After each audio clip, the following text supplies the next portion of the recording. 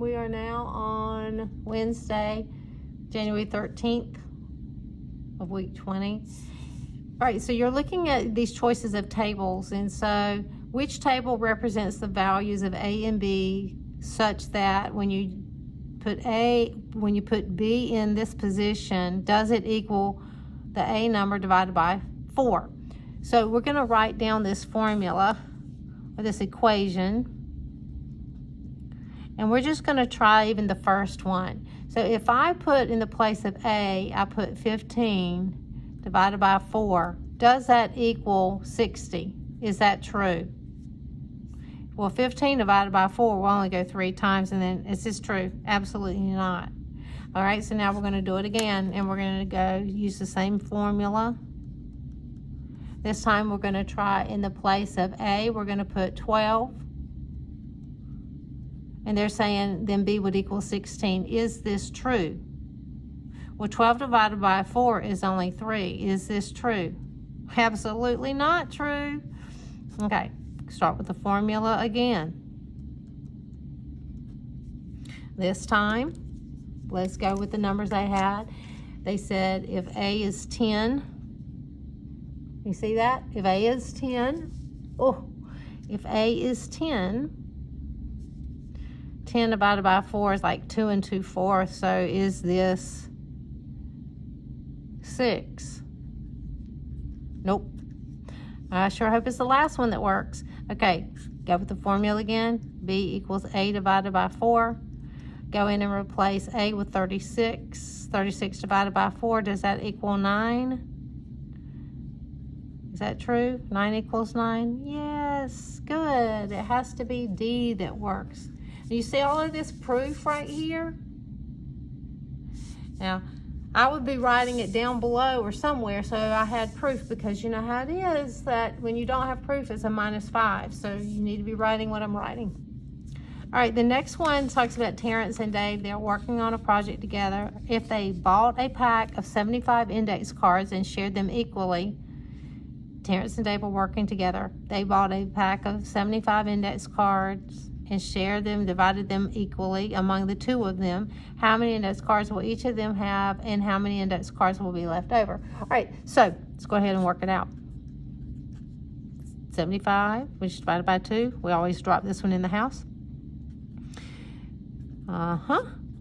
Right?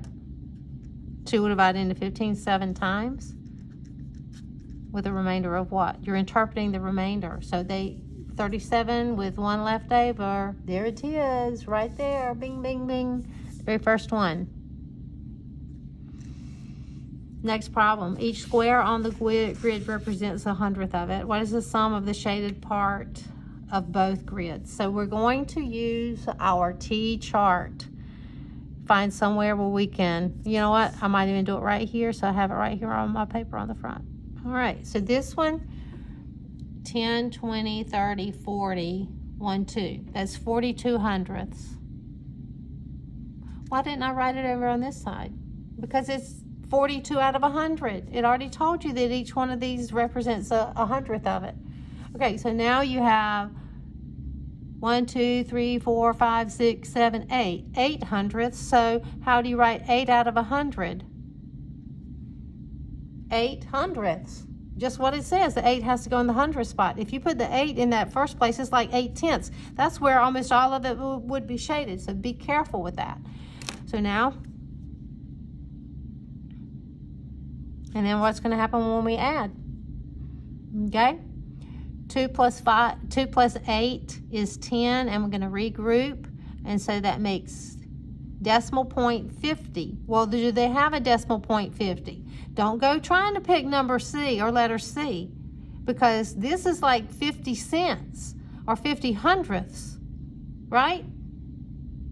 And that's like 5 cents or 5 out of 100 or 5 hundredths. So we definitely have to pick A on this one, because we know we can annex that 0 at the right of it and it will not change its value.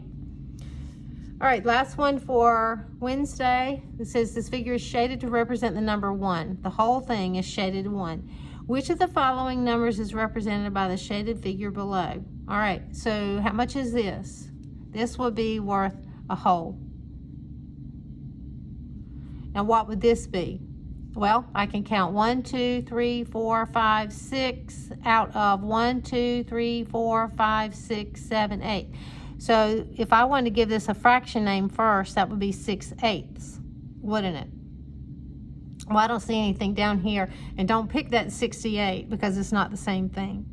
But what you could do is you could turn this into, you could figure out, it's almost all of it. You could simplify it by dividing by 2's. And if we simplify that, we end up with 3/4. So what's 3/4 converted to quarters? 3/4. It tells you the answer. What's 3/4? 75 cents. So this one is 75% shaded in, 75%.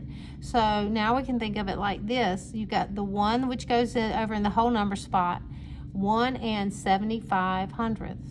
1 and the bottom one is 75 hundredths.